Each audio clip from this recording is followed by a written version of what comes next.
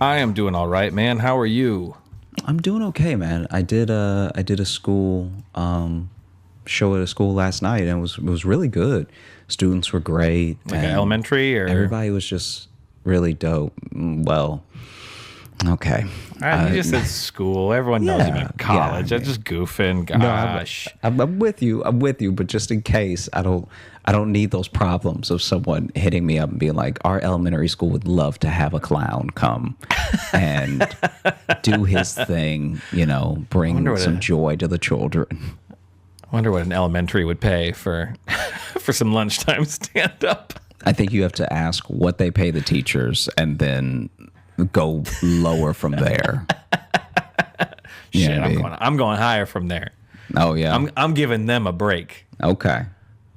I'm gonna do for a teacher's day pay plus tips. That's right. I'm hoping I want them to encourage the children to leave tips. Okay, so this is my thing. I try to have a real day of it, right? Because the actual show wasn't going to be until 8. Okay. And the train from New York to DC is about, 3 hours or something? Okay. And so in my head, I was like, you know what I'm going to do?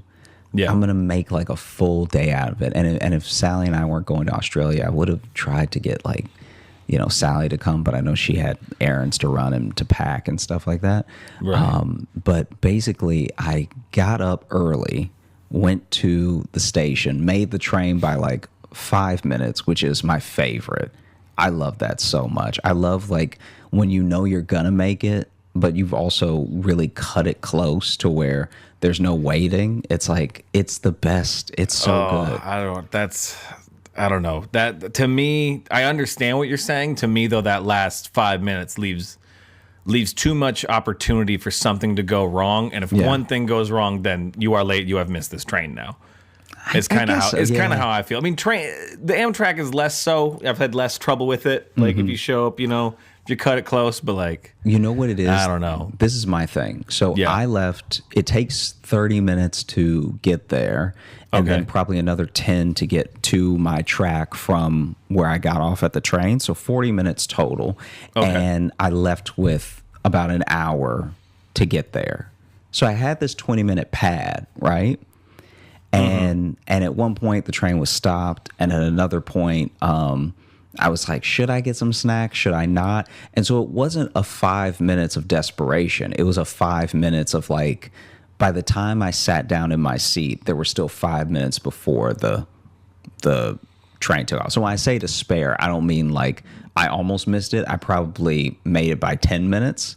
But okay, you had 5 minutes to indulge. I had 5 minutes to watch people panic. I had 5 minutes to really feel like I was better than everyone. I'm here so early. Yeah. And didn't I plan ahead like a good boy? And the train ride over, because I mentioned this when we were doing our virtual live show for the patrons and stuff. That we just did, by the way. And we do every month. Come on through. Here's a little ad, huh? There you go. And sure enough, my man, this is, okay. So I ended up sitting facing the other direction that we were traveling, right? Because you know how the way that the seats are set up, you can sit facing forward or facing back. And some people don't like to face back because it makes them dizzy and stuff, I am one of those people. Yeah. And depending on the mood. Anyway, sorry, didn't mean to interrupt. No, you're good. But I'm facing backwards, and I don't mind. It's fine. I've been very blessed where I don't get dizzy easily. It takes a lot for me to get dizzy, even though I'm an easy faint. So like I'm either awake or I'm not. Oh, see, and then I'm an easy dizzy, hard faint. Okay, wow. If you put us together, we make one awake person. Or one horribly vulnerable person. Yeah. Someone who is both spinning and asleep. Yeah. Yeah. Just either one very healthy person or one very sick person. Yeah. A lot of head injuries from all the falling. And so where I'm sitting, I have a clear shot at the bathroom, which in my mind is going to be a problem. Like there was some chance to move because whenever you're leaving New York, I can't remember what the first stop is, but I think the first stop is still New York.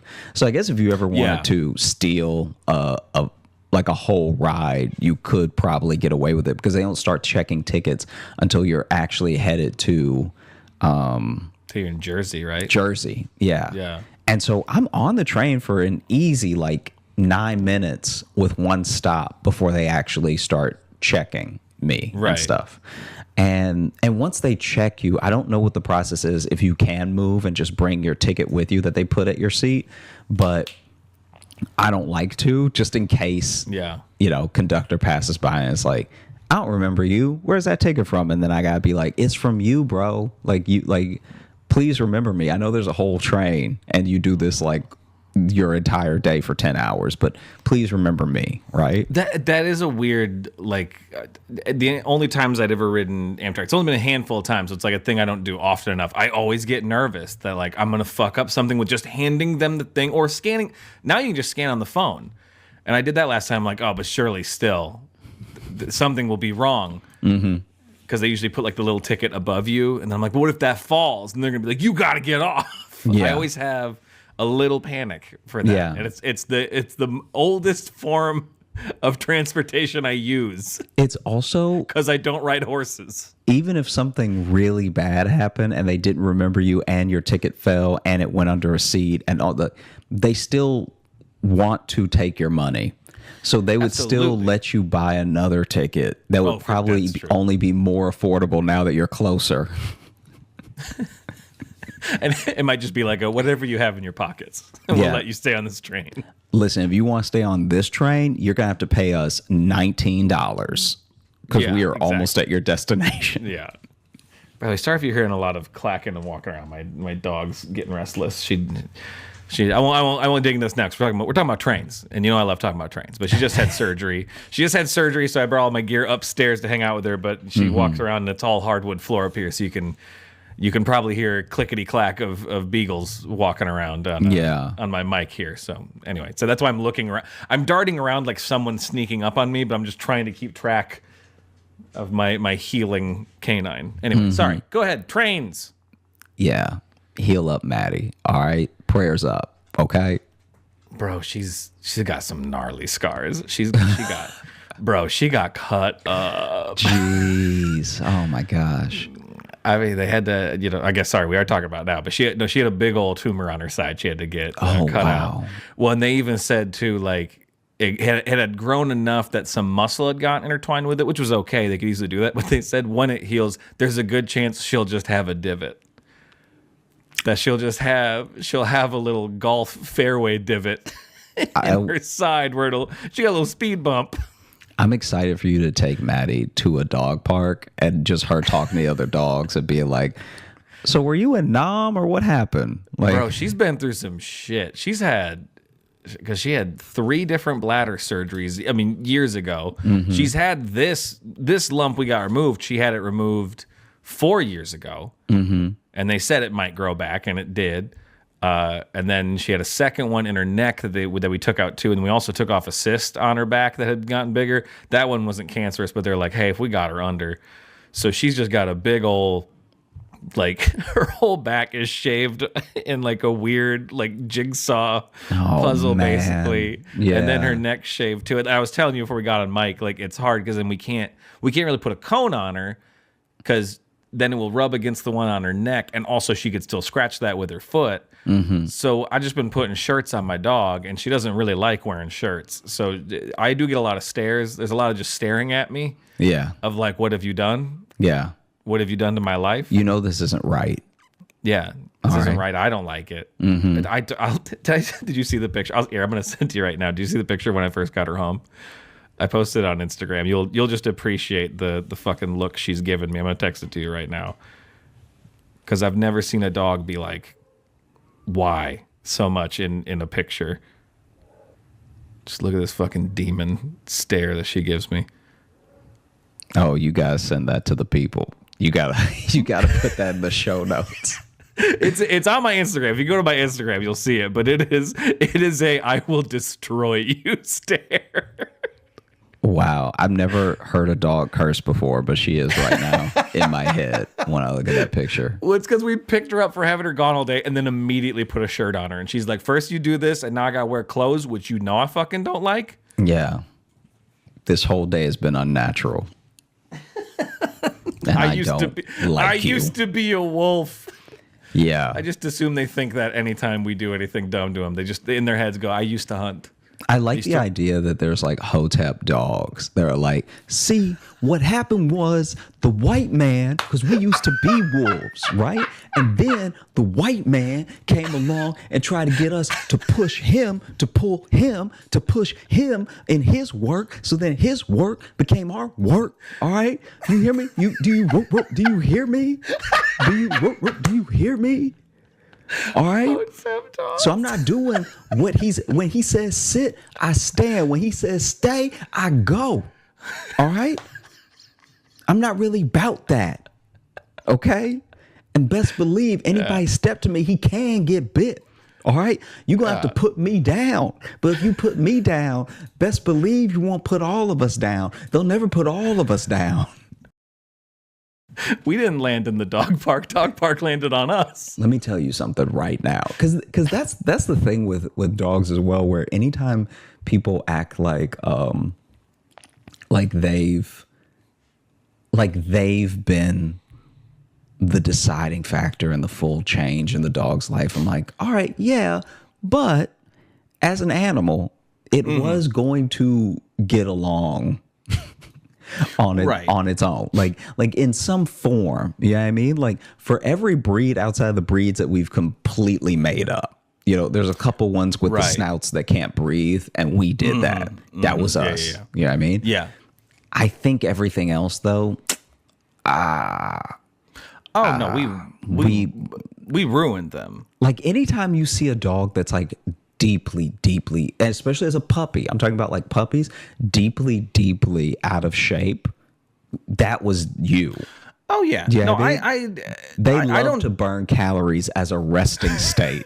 Yeah. Their favorite thing to do is burn calories. I'm not delusional, because there's some, I know people who are just like, my dog has this trait because they're, because of their previous owner, blah, blah, blah, blah, all this stuff. And I know I had her since she was a puppy. It's a little different, but I know every one of my dog's bad behaviors, absolutely my fault. I know 100% is my fault by nature of just like, she only been around. I've been the only authority figure she's ever known. So clearly anything shitty she does, I didn't handle or didn't care enough to handle. The long time where it was just me and her living in Chicago. She basically had an apartment to herself like half the time. Yeah, free reign. Yeah. Sorry, she was basically a human adult. Yeah, and I didn't do anything to curb any bad behavior. So I'm like, she sucks and it's my fault. But she's old now, so. I love when a dog does a horrific thing, and then they run up to you like you're going to be proud. Like, I did it for you. You know what I mean? Like when a dog just runs up to you with like a full pigeon in its mouth, and it's like, aren't you proud that I brought this diseased animal back to you?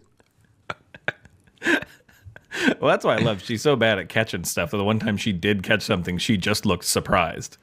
Yeah. I think I told it on the show before, but she caught a possum and she was just like, and you could see in her eyes the thought was, I don't know what to do now. So it's never gotten this far. Last night, Chance saw a raccoon, which is literally just built like him. Like he's a fat Shiba. And it's just him. Raccoon's going to be about the size of him. Yeah. Yeah. And just different colors, but still it was trying to get into a bag. As Sally told me, he saw it and just was amped and was like really talking all of that good shit from across the fence. Like, was that his first raccoon he's seen that you know of? Okay, yeah. Because it's funny when you see a dog see their first something. Because either they'll freak out, but like when Maddie sees something for the first, like when she like saw a possum for the first time, she just looked at it and wasn't upset. it just looked like her world collapsed a little bit because she learned of a new thing. Yeah, he And does the possum seem just to looked at her. Yeah, exactly. He seems to be upset that they are alive. He would love to unalive them, like at every turn. Right. Yeah.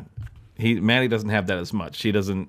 She likes to chase, but she doesn't. If something stops running, she will just like. She had a rabbit one time that I think I've told this before too, but she snuck up on it and was like 6 inches away. The rabbit just didn't run, and then she just looked at me and she's like, "I don't," and then just walked away. Because it didn't run, she's like, "No, this is wrong. So this seems like a trap now." Yeah, yeah. This rabbit knows something that I don't know. Yeah. Honestly, Anyway. if I come for this rabbit, I feel like something bad is going to happen. Yeah. You're on the other side of him. Is he holding something? Does he have a weapon? Yeah. Is he holding something behind his back? Yeah. He seems to be too calm about this. Anyway, sorry. Trains. We haven't had dog talk in a while, you know? Yeah. No, it's fine. It's fine. And this has consumed my fucking weekend, this surgery. I'm with you. I've totally barely understand. slept. Yeah. I've barely slept. Because she won't lay still. It's not that I haven't slept out of worry. It's because she wakes up and then sprints while drugged up still on anesthesia. That's Friday night after she had her surgery was just like waking up and just trying to sprint to nowhere. Yeah. Anyway, sorry. It does sound like the opposite of what anesthesia should do.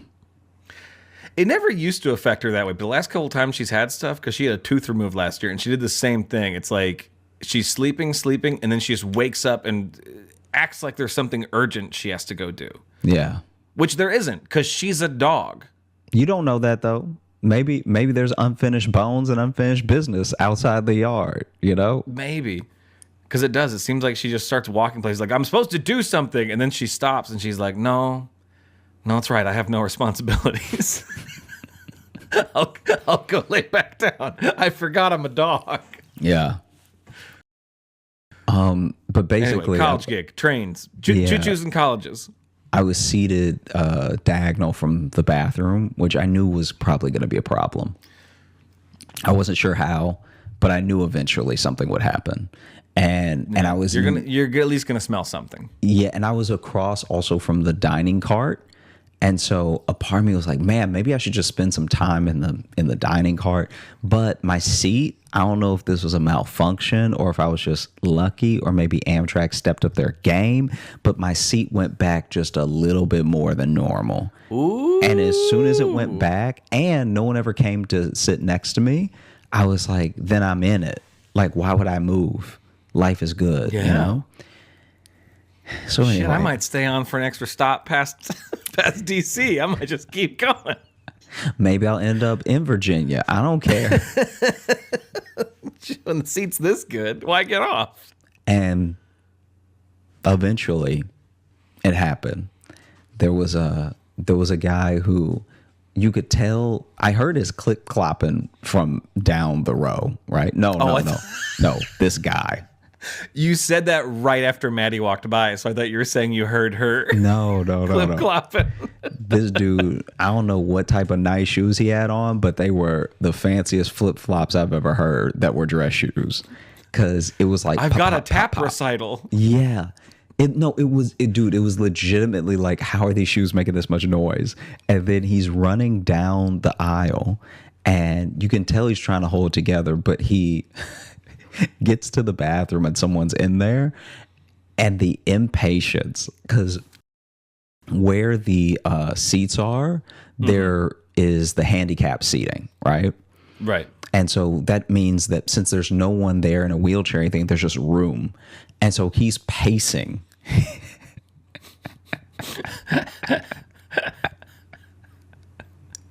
This man is pacing back and forth on the train.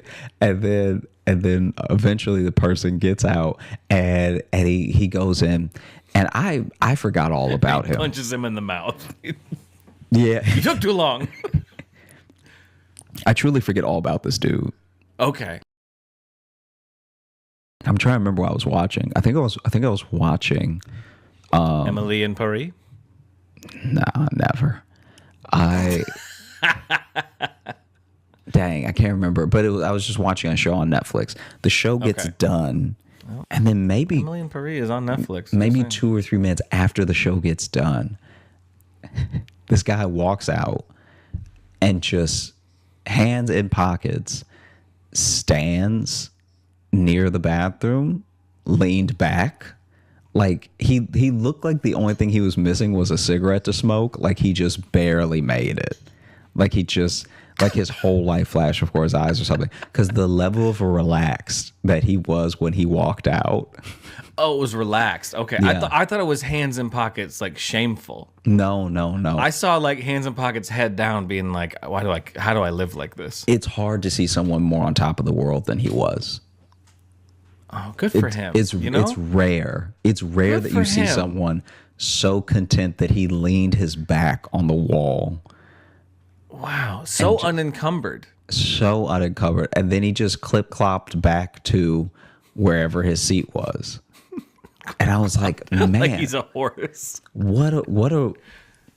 what ecstasy must this man have experienced? Because a part of me was like, maybe he used the bathroom, or maybe he just did drugs in there, because it was Yeah, it maybe he was just such did a heroin. change in him.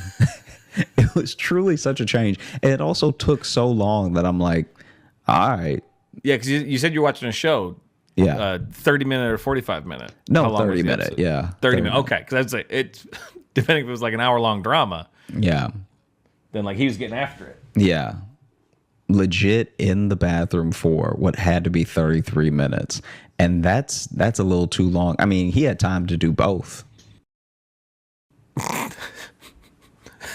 Poop and heroin is what Yeah. you're saying? Neither one of them take that long. I mean, if you want to enjoy them. Nobody boo-boos a whole episode of Seinfeld with the commercials and then walks out happy. I mean, yeah, definitely doesn't walk out, because usually if you do it that long, your legs are asleep. Yeah. You So it crawl takes you a out. second. You got to stand there at least being like, ooh, getting the tingles out. When I was on the Amtrak, though, the food offered Okay. is not. Well, that's the end of it. It's not food. Yeah. Okay. Yeah, I've never looked in this specifically in the dining car, In the dining car where you buy the food that Okay. they provide. because I've never looked in there. I've never seen. Mm-hmm. Okay, what do they got? What's on the fake menu? There's a microwave pizza that I'm pretty sure is like a one that you get in a grocery store. So I guess some people would consider that real, but I feel like because you don't control the microwave. Existing and real are different things. Yeah. You know what I mean? Because it's not a real pizza and you're not going to No. feel good, right? No, I've had those. They're not good no matter what. They at best they are there. And the person, to their credit, the person that works the Amtrak train that is firing them up for you and everything in the microwave is following the instructions. But the instructions, this is what people don't understand about microwavable foods that are kind of faux foods, is that you have to come up with your own Faux. instructions. You know? You have Yeah. to tinker You do. diligently, and you have to understand your microwave. You have to understand your dinner that you're having through that TV dinner, and you have to know, okay, am I a low wattage? Am I a medium? If I'm a medium, is it 3 minutes or is it 3.5? Okay. Some people break it down to such a science that they'll put that microwave on 325 and have whatever their TV dinner is coming out perfect. Because they've eaten it so much that now they realize, like, okay, 330, a little too hot, a little dry, you know? Yeah. Which is a great combination of victory and sadness. Mm-hmm. Because you're like, I nailed this. Because like, I'm too good at microwaving these. Because in all the time that you got good at microwaving these, possibly, potentially, I'm not saying you have to, but you could Have gotten married. have figured out, oh, okay, went two very different directions. You could have gotten a life and been happy. Yeah, I guess so. I guess maybe that's the takeaway. Then the other thing is a hamburger that is actually way more depressing. What was your other path though that you could have gone down if you gotten so good at it? In that time you could have. Oh, found a fruit that you really like Oh yeah. Okay. Like a fruit that you like roll with, like in the amount of times it takes you to really get down to an exact second and wattage of what this TV dinner should be to come out tasting good. You could have tried mango. You could have tried an apple. You could have tried so many things to be like, hey, this is the fruit that I roll with. You know? Yeah. Because once you have that perfect timing down, it means that it has to be the last time you ever have it. Mm-hmm. You know what I mean? You're just like, wow, this is a science now. Mm-hmm. I can never buy these again. Yeah. Yeah. I perfected this art form. It is time to move on to another medium. Mm-hmm. Which is microwave burgers. So was this like a straight up like 7-Eleven burger?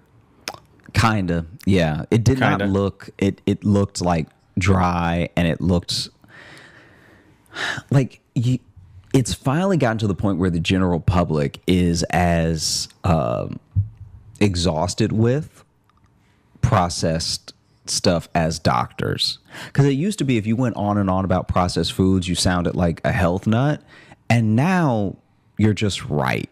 Like now they finally come out with a couple burgers where it's like, no, yeah, that's not even a good shape. You shouldn't have no burger. I'll go out on a limb right now and say no matter processed, unprocessed, grass-fed, grass-finished, I don't care if you put butter on any of that.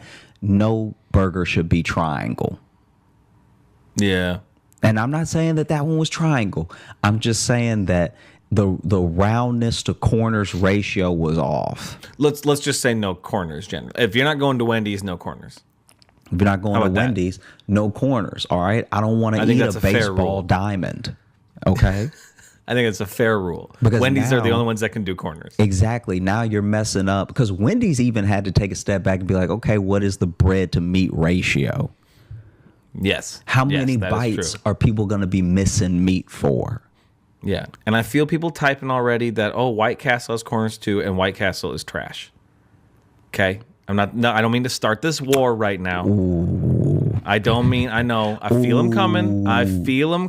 I know. Fighting words. I know. They're not good. I don't like them. I don't like White Castle. I might have had it too late in life, though. I never had White Castle until I was like in my mid-20s, and I was like, oh, okay.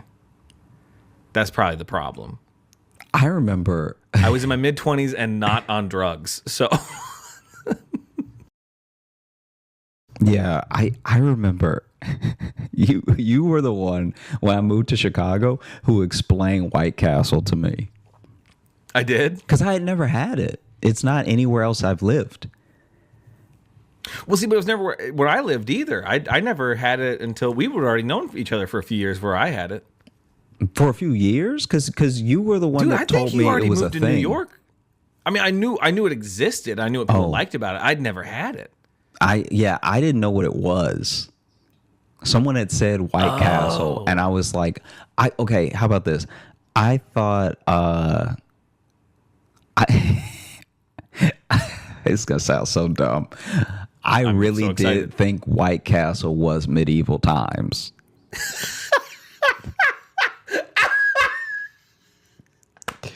Because it felt like it said it all right there. Like it was like white people in a castle. No, you're not wrong. Medieval times is White Castle. Yeah, I was like, that's like what white people will do sometimes. They'll go to the medieval thing, and it's. I didn't know they put the name on the head like that, and then but a bunch of honky improvisers love to go to to medieval times for a birthday. They go all out for White Castle. And you were the one that that told me that it was Little Burgers, and I played it off like I didn't ever think that. It was Little Burgers.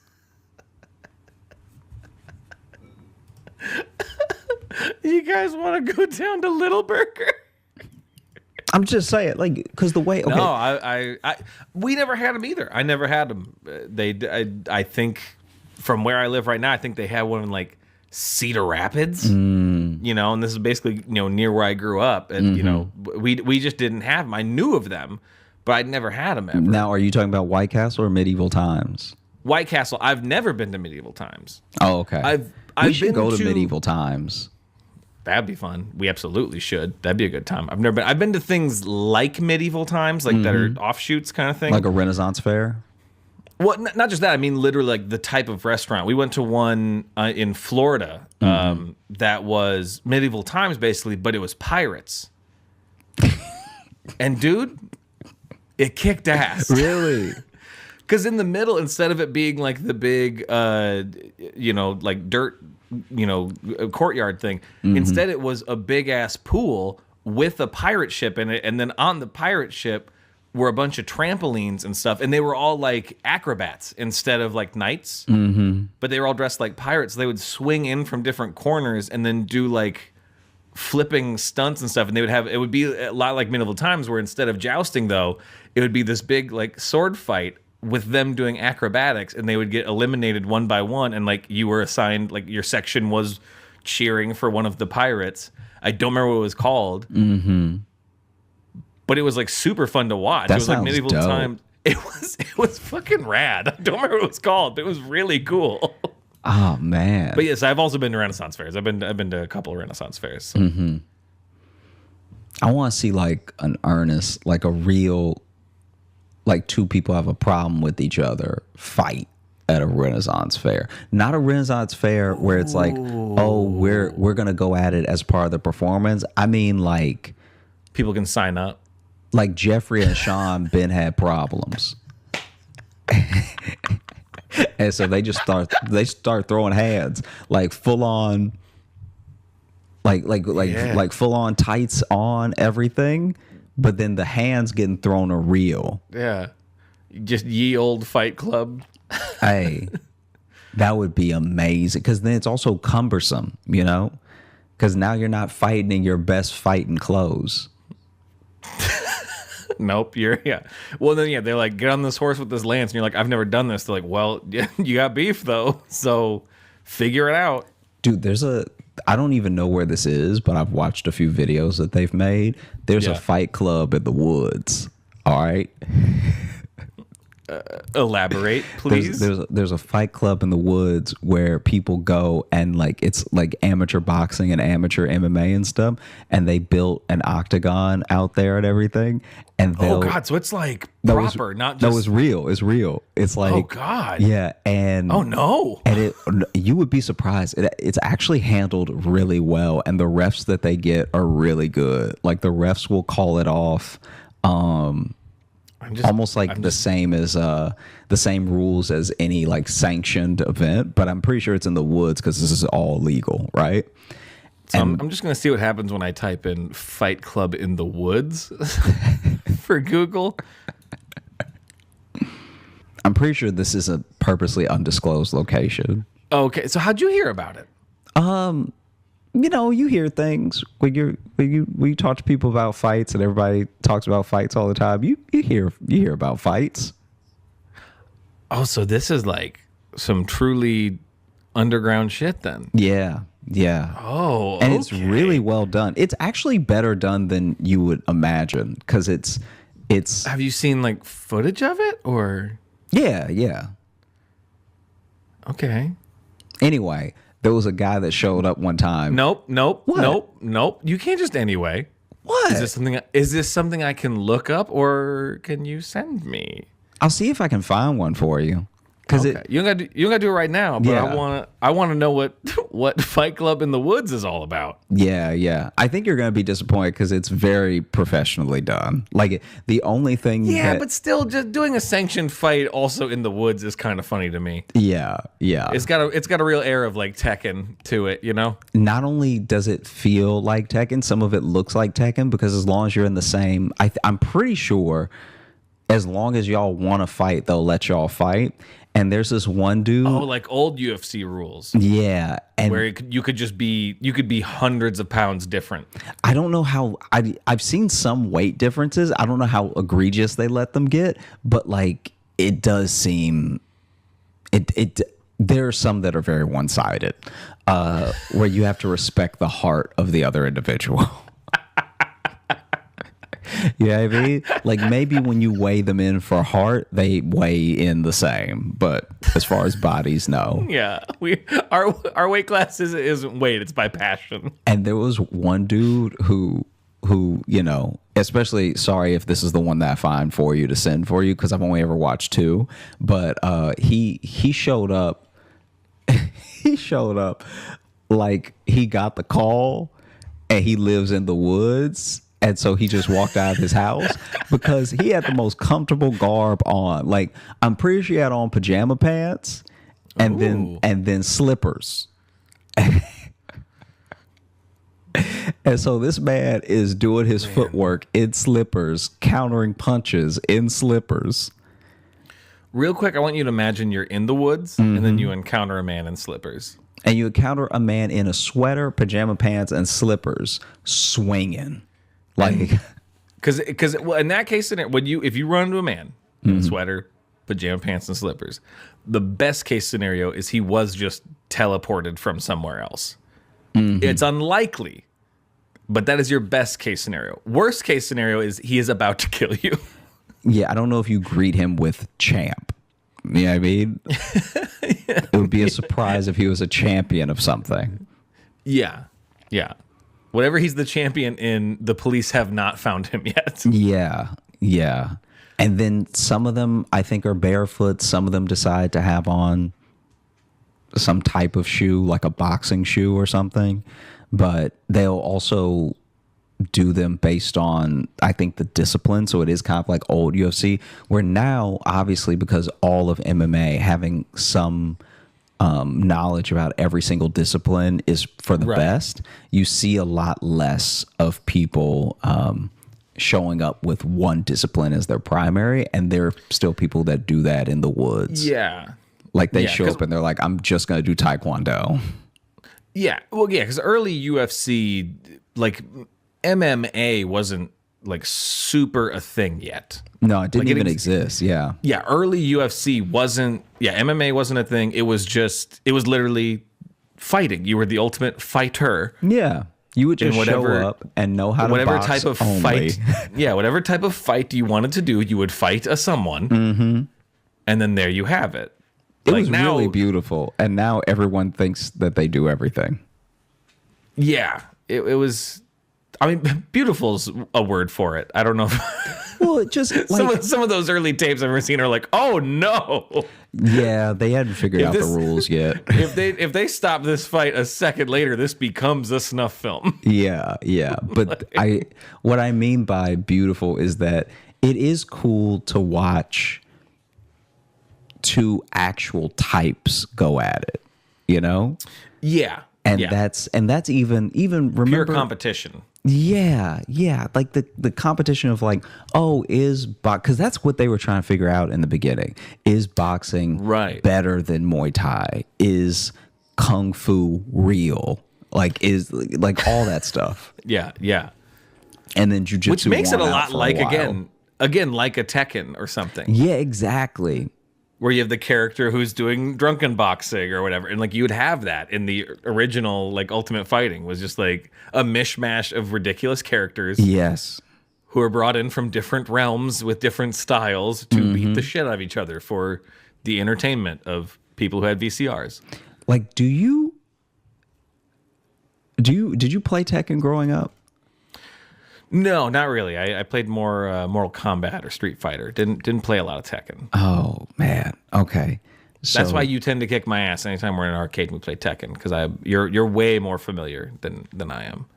Yeah, but I'm not even the amount of money and the amount of clout that these new Tekken guys have is insane. It's actually troubling. But we've watched some of the professional like Tekken. Are like, even though it's just a video game, you are kind of like, Jesus. Yeah, and the crowds, they'll sell out an arena. Yeah. Imagine if my thumbs were that good. I just want good thumbs. Just give me them good thumbs. Like if you had real good thumbs, you could really make a living now. We're in a different era. If you come through with good thumbs, that's money. Yeah, it used to be a phrase to say I'm all thumbs, and that used to be a bad thing. Now it's a good thing if you're all thumbs. Yeah. You ever heard that one? No, I never You heard ever that. It's an old one. Oh, okay. Saying you're all thumbs at something means you're like not delicate with it or whatever. It's an old timey phrase. But now, Yeah, but now if I'm you're all all thumbs thumbs? at Fortnite, if I'm all thumbs at Tekken, if I'm all thumbs at Street Fighter, if I'm all thumbs, I'm a millionaire YouTuber. If I'm all thumbs, I got a golden thumb. can we start a streaming channel called All Thumbs? I mean, it probably would be pretty great. I think that'd be great. That'd be very fun. And we could do even like the old games because you forget how, man, people who made games back in the day, so like Namco, Sega, all these places that made games back in the day didn't give a damn about kids. No, All those games were so hard. Like, so fucking hard. like so hard. Past level 3, they were like unplayable. They just wanted your quarters. Yeah. They didn't want you to have a good time. They wanted your quarters. It was a shakedown. It was kind of being held upside down by your ankles. Yeah. Is what some of those games were. Which I meant to text you actually, speaking of old games, the Nintendo Switch, which we play every now and then, we're together on the road. They just added GoldenEye. So I got GoldenEye now for us to. It looks like people about to get popped.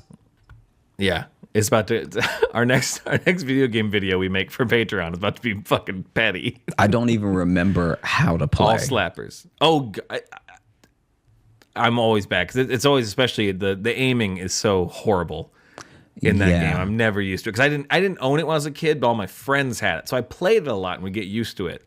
But it's not one I have a muscle memory for. Oh, I am not all thumbs with GoldenEye yeah. in the good way. I'm all thumbs in the bad way. Yeah. It is funny how, do you remember the Nintendo 64 controller and how that was built? Yeah. We It felt like a prank. Exactly. It's like looking back on it, there's so much nostalgia for the cartridges and for the controllers and everything. But I remember when I got it for Christmas. Maybe I don't know. Maybe I was only a year late, but like I finally got one. I remember that and just being like blown away. And I got like 2 games with it, and I was just like I was losing my mind, right? Yeah. And still though, when I was holding it, I was like, this doesn't seem right. This is Well, there's like 2 different ways to hold it because you have the 3 like prongs. Like some games you kind of need to be in the middle on the thing. The other one you need to be sometimes on 2. I don't know. I always had to relearn how to use that controller every time because I never owned one. But you owned an N64? I owned a Nintendo 64, and then I didn't own another gaming system for years because it was just I did not have the money. And finally, I won a PS2. Oh, we talked about this on something. That was a video I think we did. Yeah, and then that was the last thing that I owned. What'd you win it in? What'd you win a PS2 doing? It was a walk run event or something. And I got the most signatures for like me doing 3 miles, or I'm trying to remember what it was, but it was something like that where I needed signatures and I needed people to pledge, $5, $10, whatever. And I just put in work because in my head I was like, this is the only way that I'm gonna get a PS2 ever.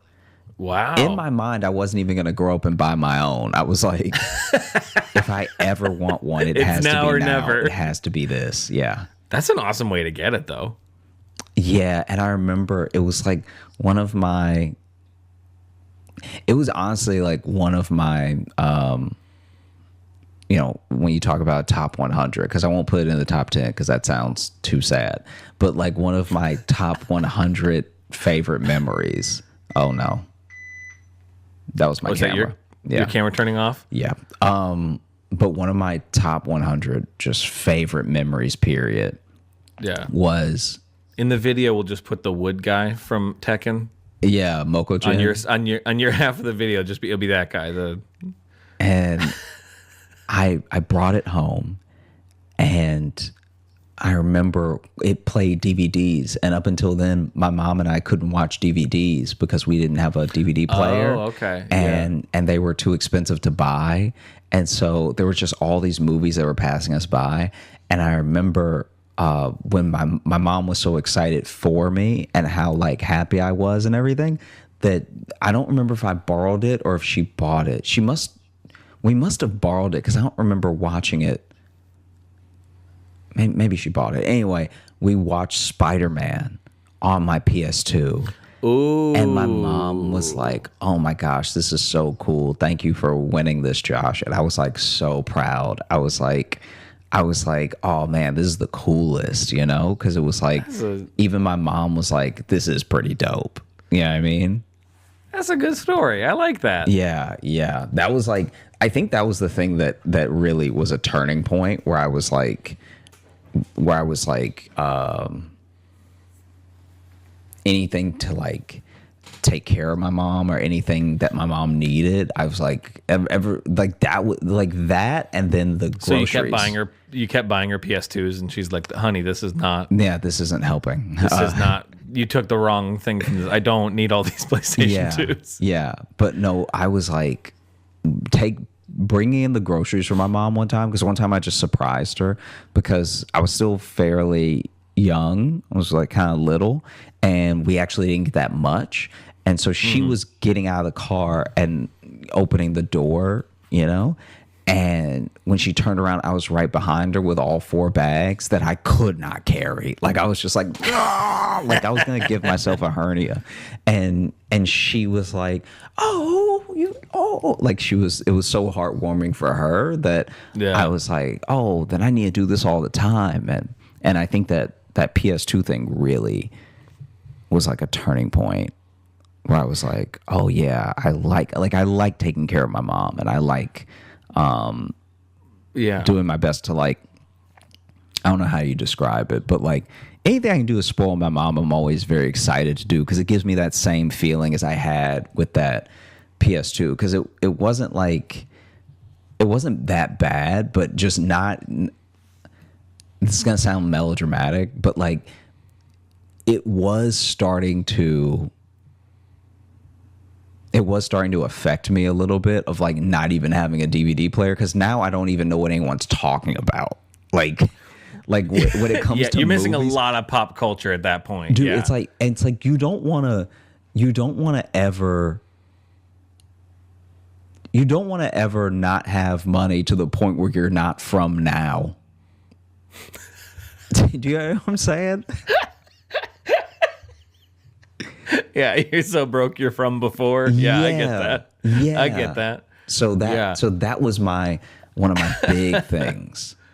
Yeah. Where I was like, That's so great too, because especially in that era of like the PlayStation 2, like that was the, you know, there was like a decade there where it was constantly talking about, you know, having video game systems like that were ruining children, you know, and there was, you know, putting time limits on it, making sure your kids weren't going to be psychos or whatever. You know what I mean? So the fact that you had the complete opposite experience where your mom was like, "This PlayStation 2 fucking rules." Yeah. That's it's like, it's really great that you had the opposite experience to that in every way. Yeah. Yeah. That your mom was like, "I'm so glad you got this." Yeah.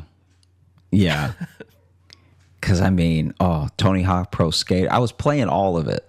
I was up on all of it by then. PS2 was a good system. PS2 was a really good system. And it's that easy. Was one. Some of my favorite games are still on that system. Yeah, it's easy to get nostalgic over it, but I think genuinely what also makes it great is someone pointed this out to me last month. Actually, it was while we were in Denver. A friend pointed out to me that one of the reasons we hold those games in such high regard is because it was our last time owning games. Like physical copies. Physical copies, because the thing that could happen. I'm not saying it will. I'm not saying it's like some conspiracy theorist thing, but I'm just saying like what could actually happen now is that if something happened to like a database or a server or, you know, whatever with a gaming system, you might not be able to play a game that you own. Yeah, because especially now, like, you know, I'm even behind a little bit because I have a PS4 and not a PS5, and it's like I think I own 3 hard copies, but I own like a shitload of games on it. Like, yeah, if the computer decides I don't get those anymore, that's the decision. And updates. There were no updates. It was like they made a good game and then they put it out. I think it's also that was the perfect generation of where games started getting more, I guess, more specialized. I'm not sure what the right word is, but like they were getting, that's when we started having like the dual stick stuff. Like you started having doing, using one to move, one to look around kind of stuff was in that generation. And I realized if you miss that generation, people who didn't play games during that generation and you give them a game now, they freak out. They have no idea how to handle games now, because I've done that where I didn't realize, I'm like, if you didn't grow up playing games and you try to sit down at a game now as like someone our age, your brain almost can't comprehend it. Yeah. And so much of it stems from like that era of console. You know what I mean? Absolutely. So it's like, if you didn't get used to it, because that's like Jess, even she gets, if anything first person or any game that has a camera that moves, she gets sick if she watches it. Yeah. Because she didn't play those games then. It's like you have to, because I'm like, why wouldn't you get motion sick? I've just done it for years. Yeah. No, I'm with you. I'm with you. Well, dude, are you ready to open up the mailbag? Give me 1 sec. We're about to do that. Hi, Jess. I heard her coming. Do you need to walk through quick? Because sometimes she's... I've got a fun story you guys could talk about. Well, we're about to wrap this episode up, but if you... What happened? Have you ever heard of a milk and molasses enema? No. Woogie boo. Woogie boo is what he said. A milk and molasses enema? Yeah. That sounds like... when they clearly run out of names for like the specialized IPAs. And they're like, oh, this is demon anus fist. And you know what I mean? They just start putting words together. That's what that sounds like. Yeah, it works. Ugh. That's what I was cleaning up before I came home. That's what I was cleaning up before I came home, she just said. Okay, thanks for stopping by, hon. You're welcome. I love you. Love you. Your job's gross. I'm glad you do it, but everything's bad about it.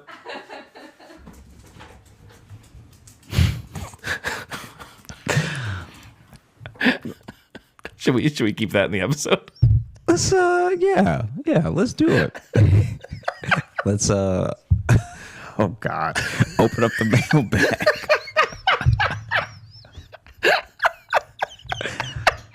I gotta go try to eat nachos now. Yeah, sorry. Yeah, this has been a strange episode. All right, here we go. Let me see. Opening up the mailbag. This is our email, joshjohnsonshow@gmail.com. You can email us questions or stories or topic ideas, and we love to read them there. Here's one. This is from Kaylin, and the title is called Storytime Request. Hey, Toontown and Squeaks. I'm a longtime listener, first-time emailer to the show. I've probably listened to every episode about 3 times. I will never get used to that. Yeah, that's amazing. People have been telling us that for 3 years. I'll never get used to it. Y'all are my favorite thing about Thursdays. Well, as per usual, I was re-listening to an old episode 48, Little Joshy is Kidnappable, while changing my cat's litter, and Josh mentioned an old improv troupe he was kicked out of. I don't believe Josh ever told this story, and I was hoping he would indulge the listeners. On a side note, Josh singing Vindicated at the end of episode 125, our last episode, Don't Meth with Crack, is my new favorite thing to say to myself alone and unprompted. Never fails to make me smile, LOL. Anyway, hope y'all are well. Truly cannot express how much this show means to me. See y'all next Thursday. Thank you, Kaylin. That was a very lovely email. That was dope. This improv troupe. I don't know if we've really talked about it. Yeah, I will talk about it, but it is longer than, in order to really tell it, it is longer than. Okay. Yeah. So let's put that on the docket. Maybe next episode. Should we try to dig into Yeah, maybe so. Yeah. Because Yeah. we could probably do, because we both did improv. There's probably improv stories we could fill an episode with, maybe. Mm-hmm. Do something like that. Okay, so I know that's always sometimes annoying that we get asked a thing and we're like, cool, we'll talk about it later. Yeah. Yeah. No, I'm with you. But okay, so we'll get to that. But thank you so much for that email. And then this one here, this is from Gabe. And great podcast with a great host. The title says, hey guys, love the podcast, but I just wanted to ask, why isn't it called the Logan Nielsen Show? I mean, Josh is funny, I guess, but Logan is obviously superior. I mean, compared to Logan, Josh is barely even there, but they spelled it like bear in that pun that you love. Oh, God. I'm just kidding, parentheses, maybe. I love both of you, and I love the show. 1 million out of 20 jangles. Sorry about your brain, King. Gabe, and then I love they give a pronunciation key, and it just says, pronounce like the word gay. Then you add a B sound. Wow. Thank you, Gabe. I appreciate that, because I know this episode 2 is going to get some hate because I talked a lot, and some people hate that. So some of our listeners are not a fan of me being a part of the show, but so I appreciate that. Yeah, and thank you so much, Gabe. And thank all of you. Thank you for listening to the Josh Johnson Show. We had a great time recording. I hope you had a great time listening. All that I ask of y'all in this episode is, if you enjoy the show, just tell one friend. Just tell a friend about it, so we can hopefully make more people laugh in the new year. Come out every Thursday, wherever you get your podcast. You already know that if you're listening. And if you're looking for Logan, you can follow me on Instagram at Logan M. Nielsen. And if you want bonus stuff that we do, because we make some videos, we do some side podcasts, we do a bunch of goofy stuff over at our Patreon, patreon.com/Josh Johnson Show. And like we mentioned earlier in the episode, we do monthly live shows. So come join us. We tell stories we've never told in the show before. We interact with people and have a generally chaotic time. We literally just finished recording January's before we started recording this. And it was one of the more off the rail ones we've had, I would say. yeah. It was pretty chaotic, but it's a whole different vibe over on that. And we're touring this year, so keep an eye on all the links are down. We put so many links down there. They all lead to important information. Yeah. How's that? Thank you all so much for listening. I hope you have a great rest of the day, and I hope you have a great weekend. And I hope you have a great trip to Australia, Josh. Thanks, man. Yeah, it's gonna be great. One assumes. I'd like to assume. There's so many spiders there. Don't. Hey, thanks so much for watching. Please like and subscribe. It really supports the channel. Hit the bell notification, because apparently it's the only way YouTube will tell you that something happened. And just tell a friend. That's the biggest thing you could do. Just tell one person in your life that you like, maybe you don't like, that this video happened to you. We release the podcast every Thursday on all the podcast apps, so you should find us there and subscribe on those and comment and leave reviews and whatever on all of them. And also, if you want bonus stuff, you can join our Patreon, patreon.com/Josh Johnson.